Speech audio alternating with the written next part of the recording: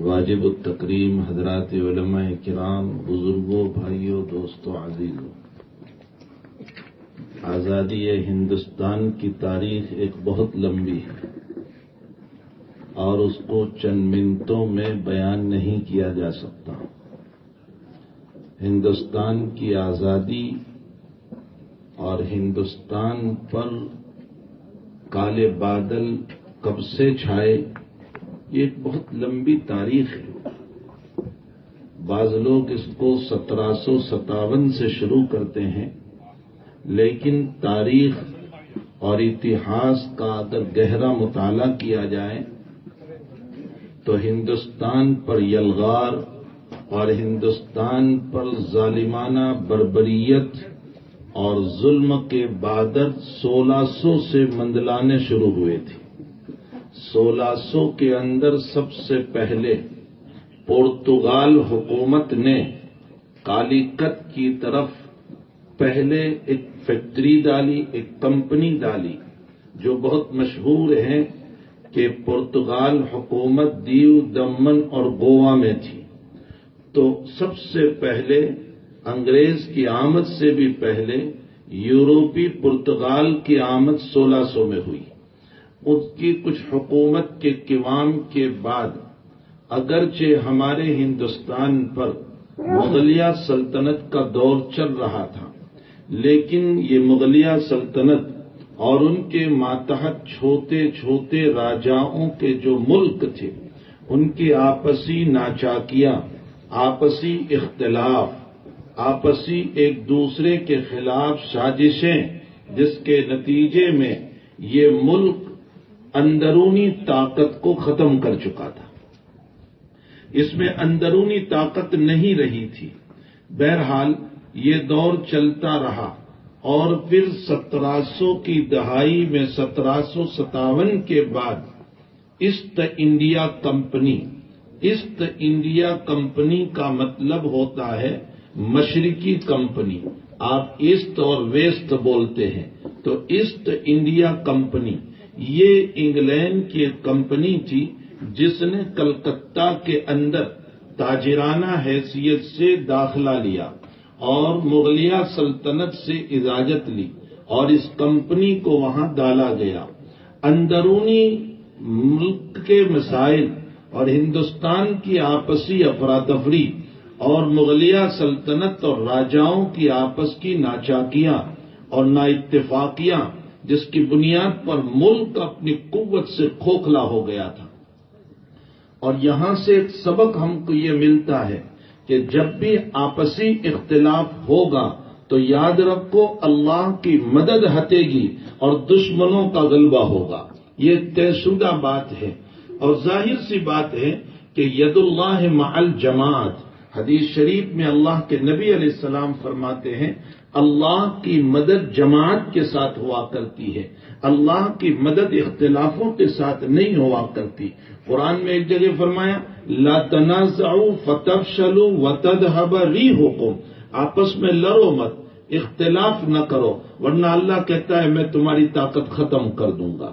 نتیجہ یہ ہوا کہ ادھر مغلیہ سلطنت کی باغدور بھی کمزور ہوتی چلی گئی، ادھر کچھ راجاؤں نے چھوٹے چھوٹے علاقے پر جو قبضہ کر رکھا تھا ان کی بھی طاقت کمزور ہوتی چلی گئی اور ایسٹ انڈیا کمپنی مضبوطی کے ساتھ آگے بڑھتی چلی گئی۔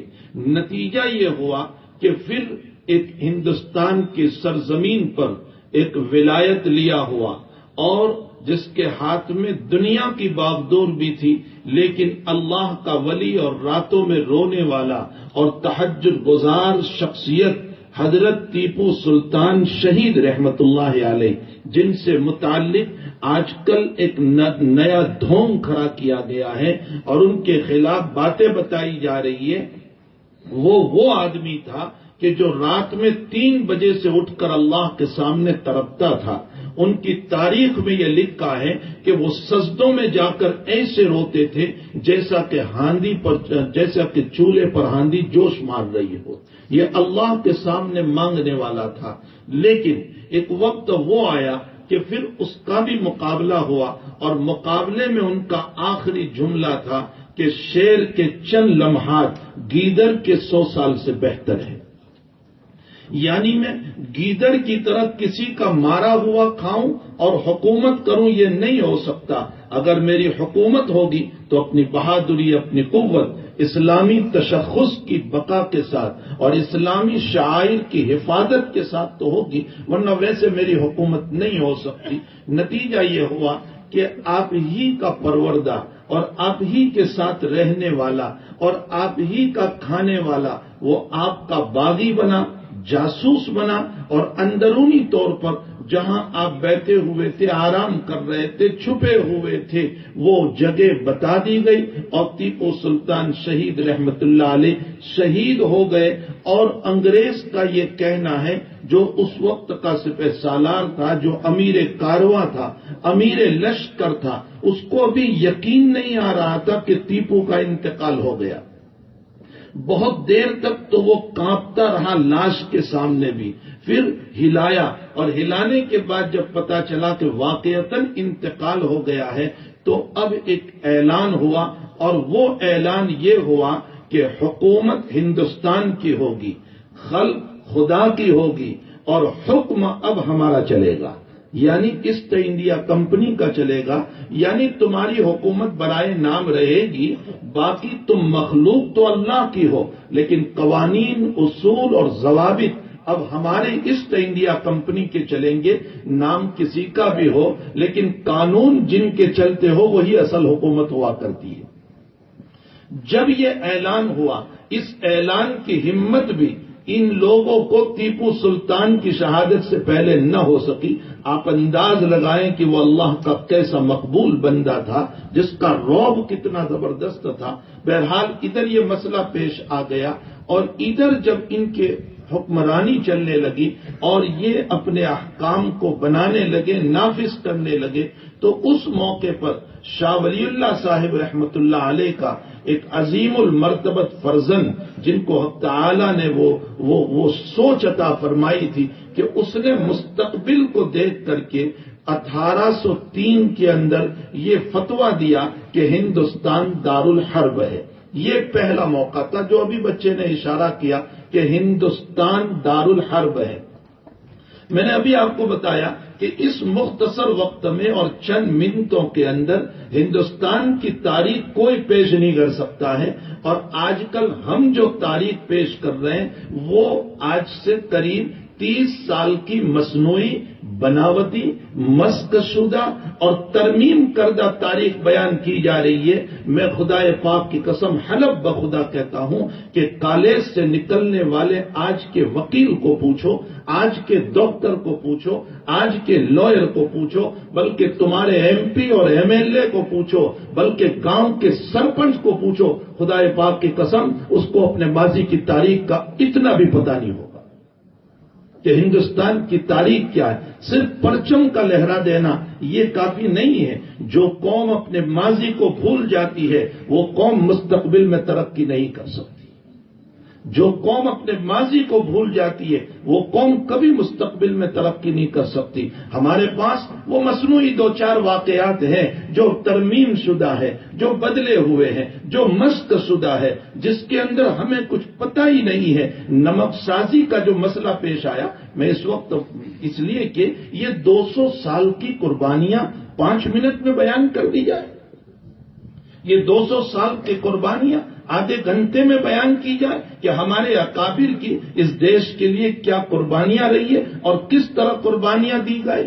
یہ نمک سازی کا جو مسئلہ ہے، جس کو جگہ جگہ آپ لکھتے ہیں ڈانڈی پٹ، جس کو لکھتے ہیں ڈانڈی مارگ، اور ہمارے پی ایم بھی اس وقت کہہ رہے ہیں کہ ہم ڈانڈی مارگ کے ذریعے سے چلیں گے. کیا اس کی تاریخ تمہیں پتہ ہے؟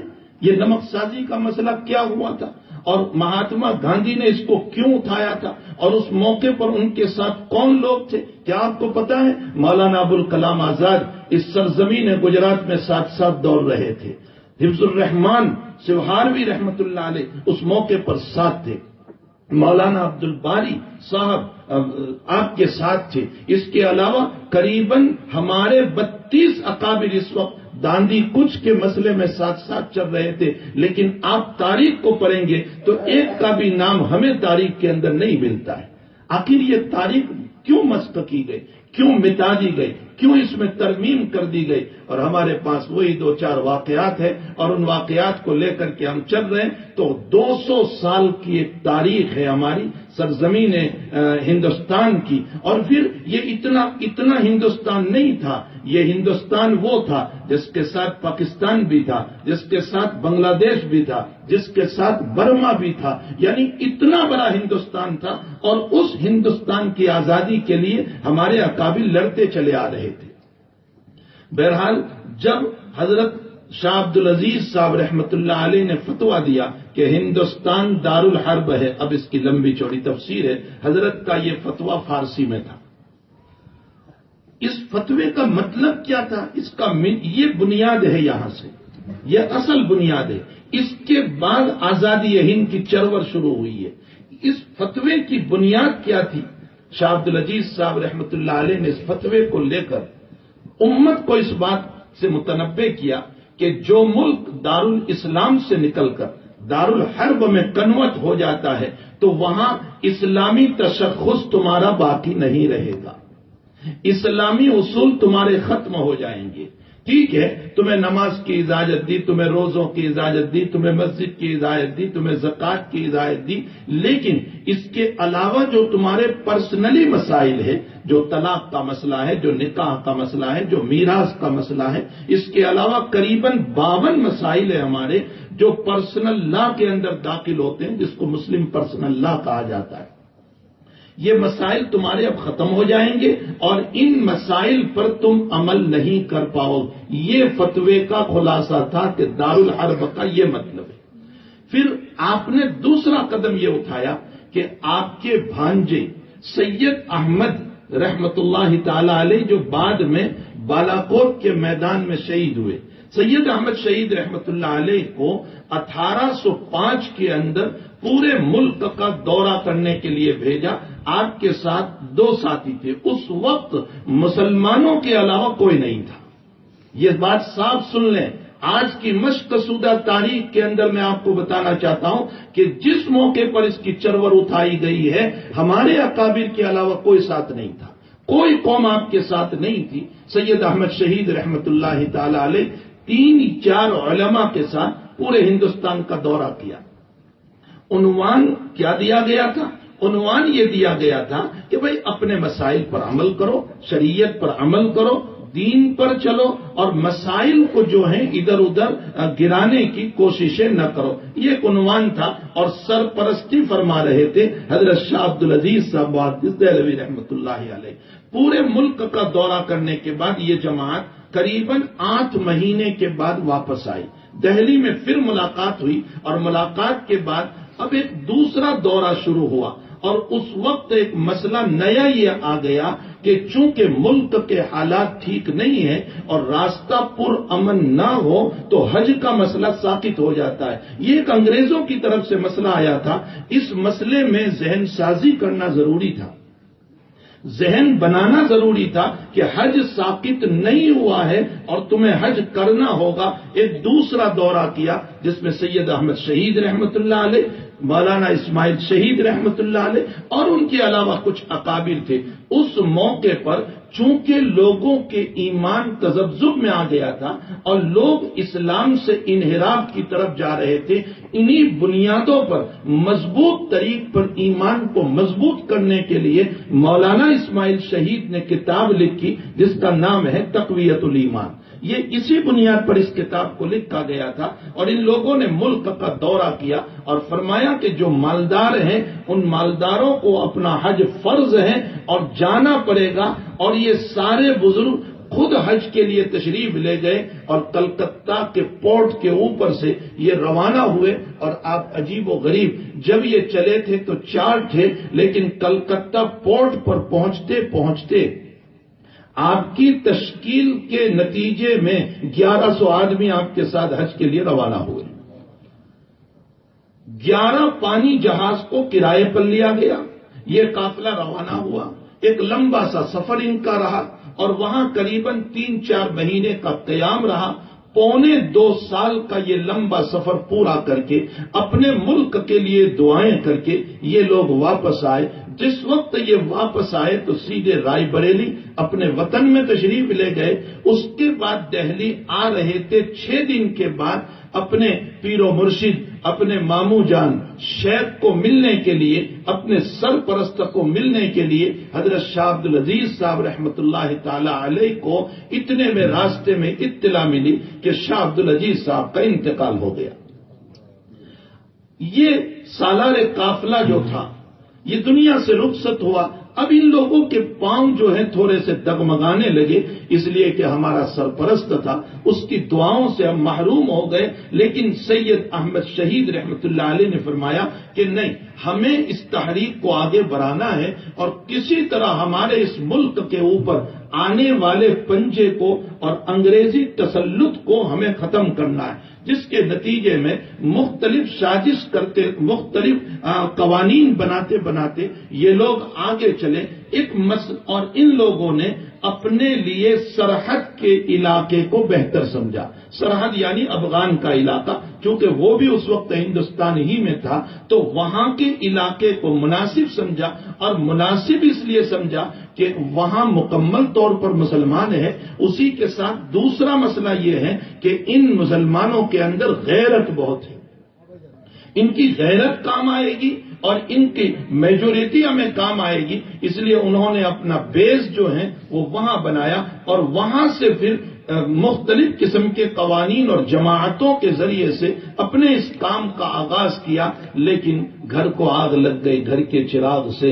اپنے ہی کچھ لوگ اندرونی طور پر انگریزوں کے چیلے اور چمچ بن گئے اور جس کے نتیجے میں ان اکابر کو پھر اور ایک مسئلے کا سامنا کرنا پڑا کہ ہندوستان کی ایک برادری جن کو سکھ برادری کہا تھا، انہوں نے اس وقت یہ کہا کہ انگریز جو کچھ قوانین نافذ کر رہے ہیں وہ اپنی جگہ ٹھیک ہے، اور اگر کوئی انگریز کا مقابلہ کریں گے تو اس موقع پر انگریزوں کی طرف سے دفاع کے لیے ہم کھڑے ہوں گے. اور یہ رنسونگی پھونکنے والا رنجیت سنگھ تھا اس وقت کا، جو سکھوں کا سردار تھا. نتیجہ یہ ہوا کہ سید احمد شہید رحمت اللہ علیہ نے یہ مناسب سمجھا کہ انگریز جن کو آگے کر رہا ہے وہ سکھ برادری ہے، ہمیں انہی کے ساتھ کچھ نمٹنا چاہیے.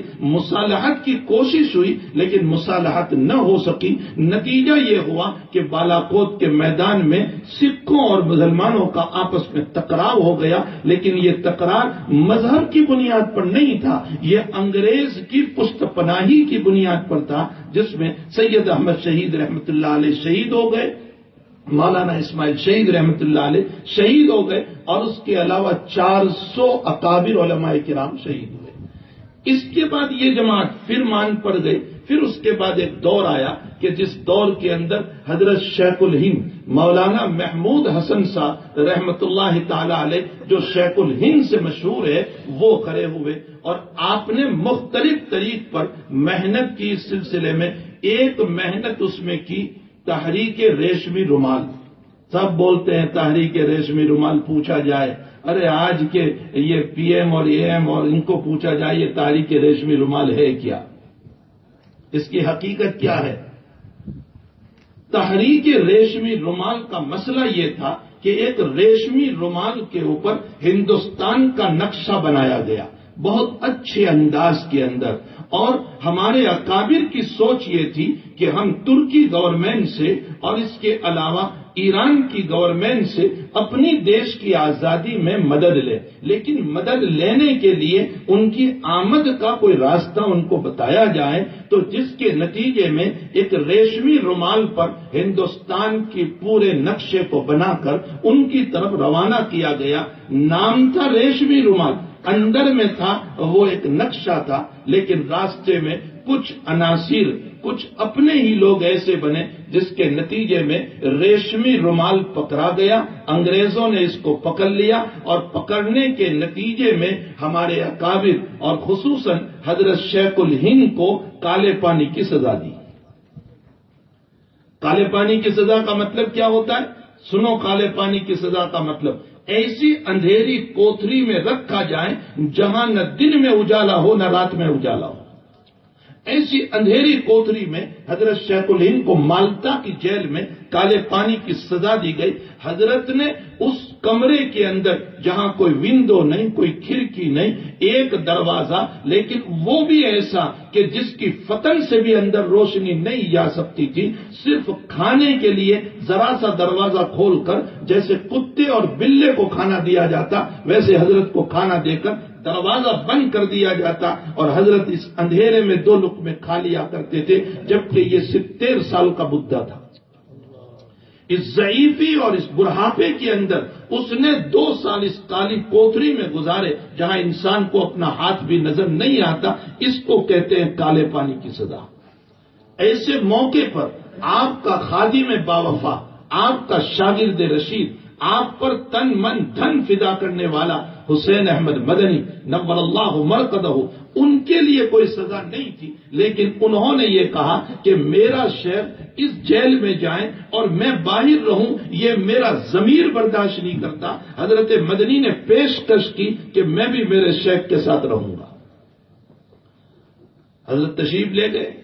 خود حضرت مدنی کے حالات میں لکھا ہے کہ ٹھنڈے بہت سخت ٹھنڈی ہوتی تھی لیکن گرم پانی کا نظام نہیں. حضرت چونکہ تہجد کے پابند تھے شیخ الہند، فرمایا میں رات بھر اپنے استاذ کے لیے یوں دبا کر کے کانچ کی بوتل کو لے کر بیٹھا رہتا تھا. بدن کی حرارت سے پانی گرم تو نہ ہوتا تھا لیکن ہلکا سا اس کے اندر ٹھنڈا پن دور ہو جاتا تھا. میں تہجد کے موقع پر اپنے شیخ کو وضو کراتا تھا. ایک مرتبہ آپ کی کوتھری کے اندر 2 سال کے بعد جب اجالے والے کمرے میں لایا گیا، آپ کی کوتھری کے اندر کالا ناگ چھوڑ دیا. مسئلہ یہ تھا کہ وہ قاتل مر جائیں، اس لیے کہ پھانسی کا حکم جرم ثابت نہیں ہوا تھا اتنا، اس لیے پھانسی تو دے نہیں سکتے تھے. جب تہجد میں اٹھتے ہیں تو حضرت مدنی نے فرمایا کہ حضرت یہ کالا ناگ بیٹھا ہوا ہے. تو شیخ الہند نے فرمایا وہ بھی اللہ کی مخلوق ہے، ہم بھی اللہ کی مخلوق ہے، ہم اپنا کام کریں گے. وضو کیا، تہجد پڑھی اور لا الہ الا اللہ کا ذکر شروع کیا تو واقعات طیب میں قاری طیب صاحب رحمت اللہ علیہ نے لکھا ہے کہ جب شیخ الہند اپنا الا اللہ پر یوں گردن مارتے تھے تو سانپ بھی اپنی گردن کو اٹھا کر زمین پہ مارتا تھا. جب تک حضرت ذکر میں مشغول رہے وہ برابر مارتا رہا اور یہاں تک کہ وہ سانپ باہر نکل کے چلا گیا. یہ 4 سالہ جو آپ کی سزا ہے، بڑی سخت سزا آپ کو دی گئی. اور اس عالم کے اندر بھی آپ نے باہر نکلنے کے بعد یہ مسئلہ چھوڑا نہیں. کچھ انگریزوں کے نوالا بردار، آج کل تو بہت ایسے لوگ ہیں، بہت چاپلوس اور تملق ہیں، کچھ نوالا بردار، چند کوڑیوں پر ایمان بیچنے والے جو شیخ الہند جب باہر آئے اور بمبئی اترے ہیں تو کچھ علماء ہی جو نوالا بردار تھے اور انگریز کی چاپلوسی کرنے والے تھے، انہوں نے شیخ الہند سے کہا حضرت بہت ضعیفی ہو گئی ہے، اب تو آپ گھر بیٹھے اللہ اللہ کرائیں، پڑھائیں، اب آپ اس کام کو چھوڑ دیں. شیخ الہند نے فرمایا اگر میری سکرات کا وقت ہوگا تو میں اپنے شاگردوں سے کہوں گا مجھے بستر پر لٹا دو اور میں لیتے لیتے ہندوستان کا سفر کروں گا، لیکن میرے دیش کی آزادی کو چھوڑنے والا نہیں. آپ انداز لگائیں یہ ہمارے اکابر کی قربانیاں. پھر بعد میں یہ لوگ شریک ہوئے ہیں، مہاتما گاندھی ہے، سردار پٹیل ہے. یہ ایسا ہی مسئلہ ہے کہ گھر سے جنازہ اٹھا کر کے تو 1700-1800 سے ہمارے اکابر چلے تھے اور پھر راستے میں بیچ میں کچھ لوگوں کی شرکت ہو گئی. جن کی شرکت ہوئی ان کو تو بڑے زوروں سے بیان کیا جاتا ہے اور جو گھر سے جنازہ لے کر چلے ان کا تو تذکرہ تک نکال دیا گیا. بہرحال اگر ریشمی رومال کی تحریک دیکھو تو ہمارے بزرگوں کی تحریک ہے. اس کے علاوہ نمک سازی کا مسئلہ مہاتما گاندھی نے جب اٹھایا تو ہمارے اکابر بھی اس مسئلے میں آپ کے ساتھ ساتھ ہیں. اس کے علاوہ اگر آپ تاریخ کو پڑھیں گے تو آپ کو پتہ چلے گا کہ مولانا ابوالکلام آزاد آپ کا اس میں گرامی تو محی الدین ہے. ابو الکلام تو آپ کو اس لیے کہا جاتا ہے کہ آپ کی اردو زبان، فارسی زبان، عربی زبان بڑی اونچی تھی، اس لیے آپ کو کلام کا باپ کہا گیا۔ تو ابو الکلام آزاد احمد نگر کی جیل مہاراشٹر میں ہے۔ غبار خاطر خود آپ کی لکھی ہوئی وہ خطوط ہیں جو جمع کیے گئے ہیں، اس میں لکھا ہے کہ آپ کی بیوی بہت بیمار ہو گئی تو مولانا ابو الکلام آزاد کو جیل میں خط لکھ رہی ہے کہ میں شدید بیمار ہوں، آپ انگریزوں سے چھٹی لے کر پیرول پر گھر پہ تشریف لے آئیں، میں آپ کا انتظار کر رہی ہوں۔ تو مولانا ابو الکلام آزاد جیل سے خط لکھ رہے، فرمایا یہاں تو اکیلی بیمار ہے، یہاں میرے سامنے میرا ملک بیمار ہے۔ خط چھپا ہوا ہے، میں ایسے بلا دلیل بات نہیں کر رہا ہوں، غبار خاطر نام کی کتاب ہے، اس میں یہ خط چھپا ہوا ہے، مولانا کا خط بین ہی ان کی تحریر میں موجود ہے۔ ابو الکلام محی الدین نیچے لکھا ہوا ہے، فرمایا یہاں تو اکیلی بیمار ہے، یہاں میرا پورا ملک بیمار ہے۔ بیوی کا دوسرا خط جا رہا ہے، میری بیماری بڑھتی جا رہی ہے، شاید کہ میری موت ہو جائے، میری موت سے پہلے آپ آ جائیں تاکہ ملاقات ہو جائیں اور چھٹی لے کر کے آ جائیں۔ تو مولانا احمد نگر کی جیل سے جواب لکھ رہے ہیں، فرمایا کہ دیکھو میں تمہاری وجہ سے اپنے ان ظالموں سے بھیک نہیں مانگوں گا جنہوں نے ہماری شریعت کو اور ملک کو تباہ کیا ہے۔ یہ چھٹی مانگنا بھیک مانگنا ہوا، میں ان سے بھیک نہیں مانگوں گا۔ اور پھر نیچے لکھا اگر تمہاری موت ہو گئی تو کوئی حرج نہیں، قیامت میں ہم مل لیں گے۔ یہ دوسرا جواب۔ اور تیسرا پیراگراف نوٹ کر کے جو حضرت نے لکھا تھا وہ یہ تھا کہ بہت ممکن ہے کہ میرا خط پہنچے اور تیرا جنازہ نکل چکا ہو۔ یہی ہوا، وہاں لکھا ہوا ہے کہ جس وقت ڈاکیا خط لے کر آیا، پوسٹ مین خط لے کر آیا، اس موقع پر بیوی کا جنازہ گھر سے نکل رہا تھا۔ بہرحال میرے بھائیوں، ان قربانی میں نے کہا کہ میں اس مختصر وقت میں ہمارے اکابر کے مولانا ظفر احمد صاحب تھانے سری رحمت اللہ تعالی علیہ کو پانی پت کے جیل میں جب رکھا گیا، آپ نے نام سنا ہوگا مولانا ظفر احمد صاحب تھانے سری رحمت اللہ علیہ، پانی پت کے جیل میں جب آپ کو رکھا گیا ہے تو آپ کو جو سزا دی گئی، آپ کے رونگٹے کھڑے ہو جائیں گے، یوں سلاخیں بنائی تھی، اس کے بیچ میں حضرت کو بٹھایا گیا، پیچھے بھی سلاخیں، آگے بھی سلاخیں، ادھر بھی سلیے اور ادھر بھی سلاخیں۔ حضرت نہ سو سکتے تھے، نہ آگے جھک سکتے تھے، نہ یمین میں نہ یسار میں، اس لیے کہ کسی طرح بھی جھکتے تو وہ سلاخیں آپ کو لگتی تھی۔ اس عالم میں 11 دن اور راتیں بیٹھ کر نکالی ہے۔ اور انگریز جب آپ کے پاس آ کر کہتا تھا ظفر کہہ دے تو، مولانا ظفر احمد صاحب کو فرمایا ظفر کہہ دے تو کہ انگریز کے خلاف ہم بغاوت نہیں کریں گے، تو ظفر نے فرمایا اس عالم میں میری جان نکل جائے اور اللہ مجھے دوسری جان دے تو بھی میں یہ جملہ نہیں بول سکتا ہوں۔ یہ ہمارے اکابر کی قربانیاں، یہ تو میں نے نمونے کے طور پر آپ کو 2-4 واقعات پیش کیے، ورنہ ہمارے بزرگوں کی زندگی 14,000 سے زیادہ علماء نے پھانسی کے پھندے کو چوما ہے، لیکن بغاوت کا نام نہیں لیا، چاپلوسی اور تملق کا نام نہیں لیا۔ تب جا کر 1946 کے اندر ہمیں آزادی ملی، لیکن مکمل آزادی نہیں تھی۔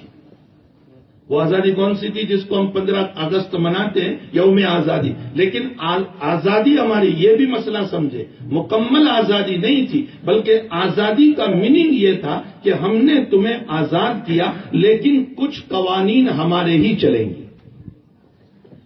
اس موقع پر سب سے پہلا جمعیت علماء نے اپنا ایک تاریخ ساز جلسہ رکھا کلکتہ میں، جس کی صدارت سنبھالی علامہ سید سلیمان ندوی رحمت اللہ علیہ نے، اور اس مجلس میں، اس عاملہ میں، اس جلسے میں یہ پاس کیا گیا کہ اگر آزادی ہمیں دینا ہو تو قوانین ہمارے ہوں گے، تمہارے نہیں۔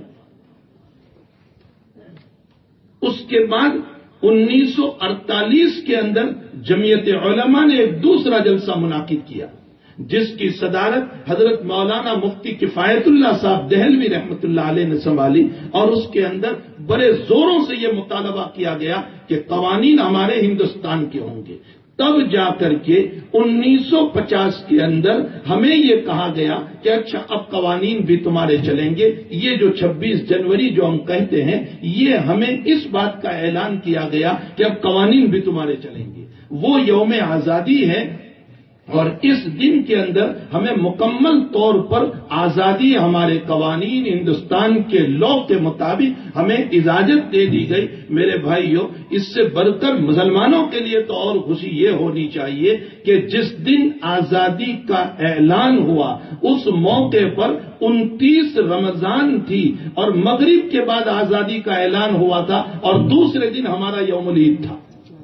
تو ہمارے لیے تو 2 عیدیں ہیں، ایک تو ہمارے ملک کی آزادی اور ایک ہمارا یوم العید. اس لیے ہم کہتے ہیں کہ تم یوم جمہوریت کو جتنی محبت کے ساتھ ملاتے ہیں اس سے زیادہ محبت تو ہمیں ہے، اس لیے کہ ہمارا یوم العید بھی، ہمارے اکابر کی قربانیاں بھی. اور ایک موٹی سی عقل میں آنے والی بات ہے، کہتے ہیں مسلمانوں کی کوئی قربانی نہیں. ہم یہ کہتے ہیں جس کا مکان لوٹا ہو اسی کو تو فکر ہوا کرتی ہے. ہندوستان کا مکان مسلمانوں سے لوٹا گیا تھا تو مسلمان ہی تو آگے آئے گا.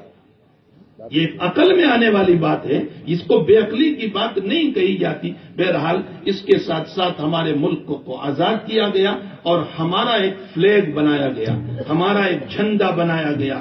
یہ جھنڈے میں 3 رنگ ڈالے گئے، 3 کلر ڈالے گئے. ایک کلر ہے سفید جو بیچ والا ہے. اس سفید کلر کو اس لیے ڈالا گیا ہے تاکہ ہمیں یہ سبق دیا جائے کہ اے ہندوستان میں رہنے والے مسلمانوں، سکھوں، عیسائیوں، ہندوؤں، تم سب کے سب اس سفید کپڑے کی طرح سفید دل بن کر کے رہو گے، کسی کے دشمن نہیں بنو گے.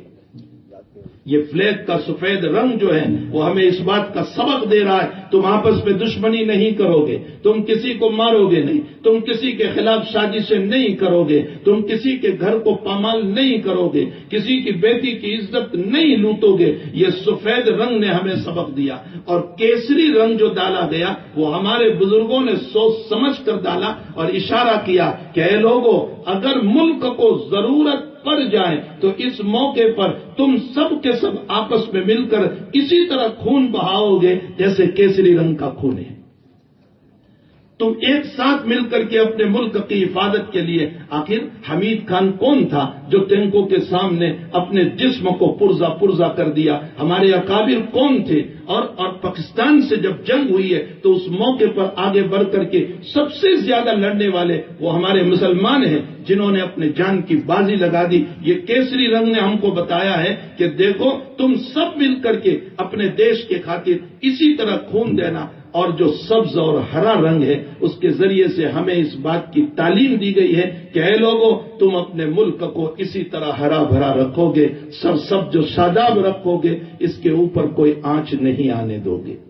یہ تینوں کلر دیتا ہے. کاش کہ آج کے دن جھنڈا لہرانے والے سرپنچ سے لے کر پی ایم صاحب تک سب کو یہ سبق سمجھ میں آ جائے اور سب کے دماغوں میں یہ سبق اتر جائیں کہ یہ محبت کا سبق دینے والا، یہ پیار کا سبق دینے والا، یہ ملک کے لیے قربانی کا سبق دینے والا اور ملک کو لہرا کر کے رکھنے والا یہ فلیگ ہمیں سبق دے رہا ہے. صرف پرچم کو لہرا دینا نہیں بلکہ اس سے ہمیں کچھ نصیحت لینا ہے. بہرحال ایک لمبی تاریخ ہے، میں اس وقت اس تاریخ کو بیان نہیں کر سکتا. میں مفتی صاحب کو کہہ کر جاؤں گا کہ ایک پروگرام ایسا رکھا جائے کہ جس کے اندر 1800 سے لے کر 1950 تک کی پوری کارکردگی، پوری تاریخ اور پورے اتہاس کو انہی بچوں کے ذریعے سے مختلف شعبوں میں تقسیم کر کے امت کے سامنے پیش کیا جائے تاکہ یہ امت اس قربانی کے بلیدان، اس آزادی کے بلیدان کو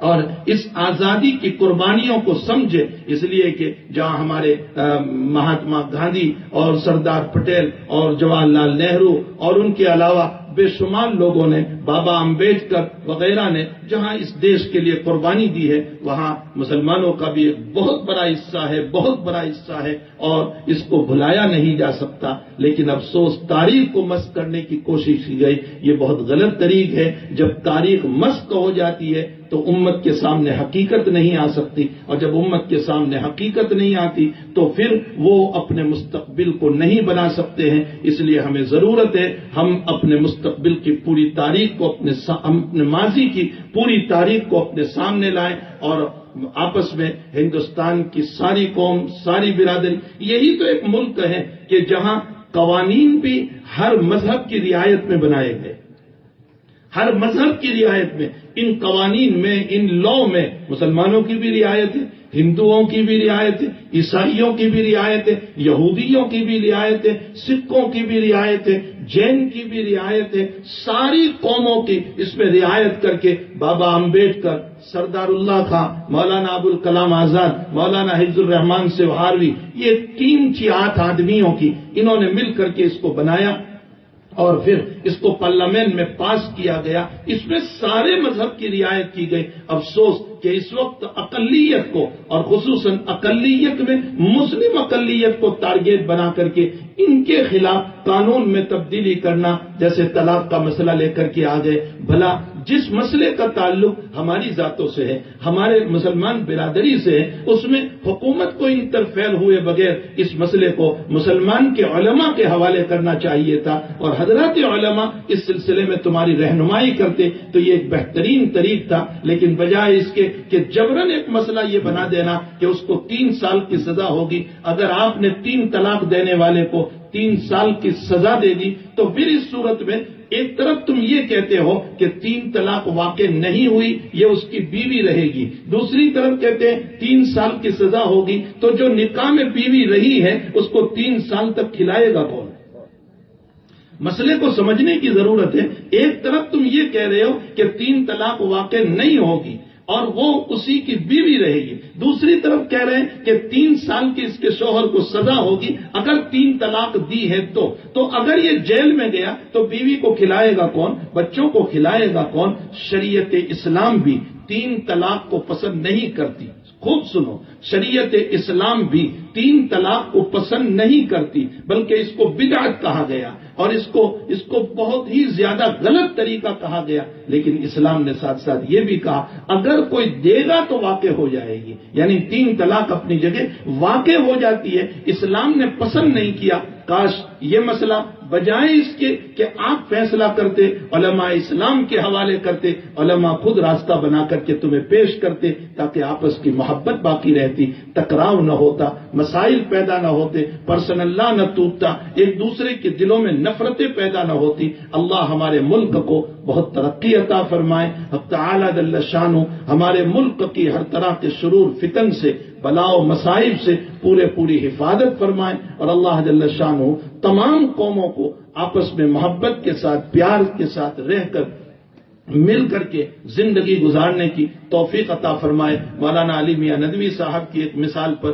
میں اپنی بات ختم کر رہا ہوں۔ مولانا نے ایک جگہ لکھا ہے کہ صحن گرم ہو، زمین گرم ہو، اور تمہارے پاؤں جل رہے تھے، تم نے پانی لائے اور اپنے پاؤں پر ڈال دیا تو اتنی سی جگہ تو ٹھنڈی ہوئی، لیکن آگے چلو گے تو پھر زمین گرم ہو جائے گی، بار بار پانی کہاں ڈالتے رہو گے؟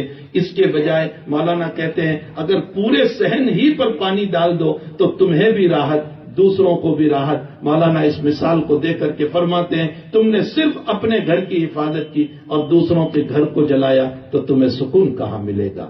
سکون تو اس میں ملے گا کہ تمہارا گھر بھی محفوظ رہے، تمہارے پڑوسی کا گھر بھی محفوظ رہے، تمہاری بیٹی بھی محفوظ رہے، تمہارے پڑوسی کی بیٹی بھی محفوظ رہے، تمہاری عزت بھی محفوظ رہے اور دوسروں کی عزت بھی محفوظ رہے۔ یہاں مذہب کی ضرورت نہیں ہے، یہاں انسانیت کی ضرورت ہے۔ یہاں مذہب نہیں، یہاں انسانیت۔ اور میں ایک قدم آگے بڑھ کر کے کہوں گا کہ لوگ کہتے ہیں اسلام مذہب ہے، میں کہتا ہوں اسلام مذہب نہیں ہے، اسلام تہذیب ہے، اسلام ایک بہترین کلچر ہے، اسلام ایک بہترین نمونہ ہے، اسلام میں رواداری ہے، اسلام میں محبت ہے، اسلام میں اخوت ہے، اسلام میں پیار ہے۔ اسلام یہ کہہ رہا ہے کہ تم بھوکے میں یہ نہیں دیکھا جائے گا کہ یہ مذہبی ہے تمہارا یا مذہبی نہیں ہے، وہ جس مذہب سے تعلق رکھتا ہوگا تمہارے ذمے اس کے بھوک کو بجھانا واجب ہوگا، اور اگر بھوک نہیں بجھائی اور وہ مر گیا تو یاد رکھو گنہگار تم ہوں گے۔